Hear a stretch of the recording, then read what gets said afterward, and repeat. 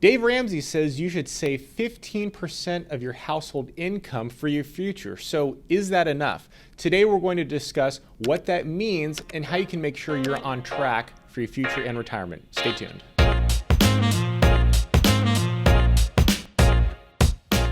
Hey there, it's Alex and Matt from One Degree Advisors. If you're new here, we are certified financial planners that help folks with all things tax, retirement, and investment related. So today, Matt, we're talking about Dave Ramsey, specifically like his baby step program. The baby step program is designed to help folks get back on track, get their finances in order. And in baby step number 4, it's invest 15% of your household income in retirement.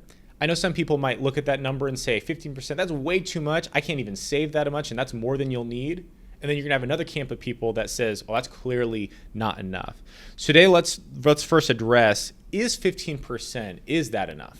Yeah, well, first of all, I think that 15% number is a great start, especially for the masses, which is ultimately Dave Ramsey's audience, right? He's speaking to broad swaths of people, but I think we should dig a little deeper here, right? Because there's a lot of different variables at play when it comes to the 15% rule. And of course, with every recommendation, there's going to be a caveat.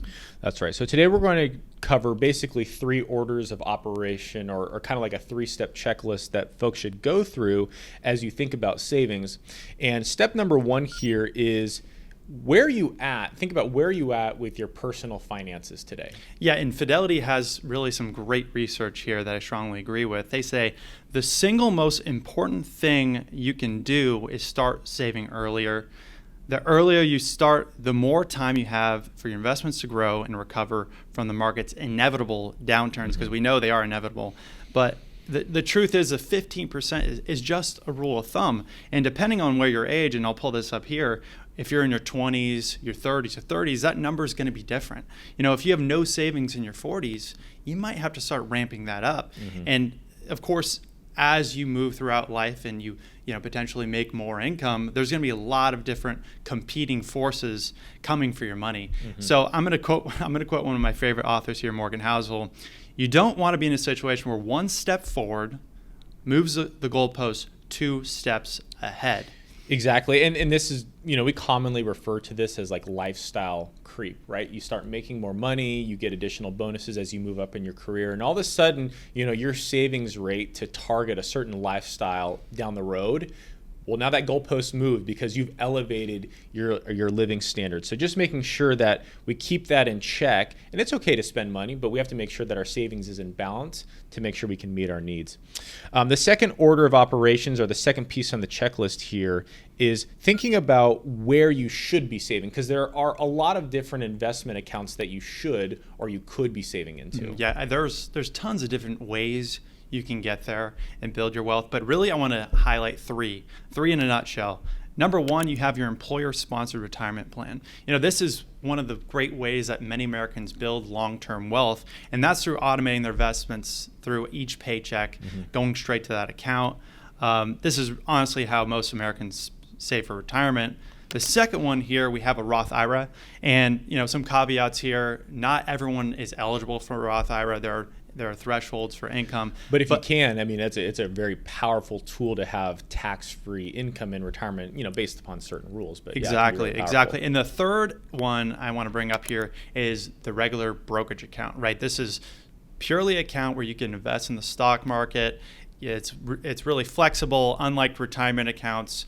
If you take money out, you will pay capital gains if there are gains in there, but it's not like you're going to pay penalties with those. The thing is when you make a video like this and you're trying to figure out what's the most optimal way to do it, we have to assume some generalities. But in general, really, this is like one of the better orders to do it. Each person's situation will be different. But let's consider the third piece of this checklist, which is, okay, so I have all of these accounts. What's the correct order for me to be saving in these different accounts? Yeah, and every person's situation is different. And I know you don't want to hear that answer. You want what do you want me to do today? So I just want to pull up an example of somebody. This might not necessarily apply to you, but someone who's making $175,000 a year, they have a $25,000 bonus. How do you allocate that money? Well, first of all, taxes are due. Uncle Sam wants his piece, so you have to factor that in when you're bringing up your income and savings. Second, you're going to have your 401k. If you have a 401k, being able to max out that potentially if you have a 401k match, that's free money that you don't want to leave on the table. So if you max that out, the third one is going to be your Roth IRA. If you're eligible, again, that's that huge advantage down the line in retirement to have tax-free income. And the rest, you can either allocate towards maybe a brokerage account that's more flexible, or your emergency fund, your cash savings. Yeah. And then ultimately everything else comes after that. I like putting it this way. You start with your taxes, you start with your savings, you start with, we talk a lot about giving and philanthropy, but you just start to live off the remainder. Yeah, exactly. And now let us know what you think. When you think about Dave Ramsey's baby step number 4, invest 15% of your household income, is that too much or is that too little? Leave your thoughts in the comments down below. And if you enjoyed today's video, please like and subscribe for more. Thanks for watching.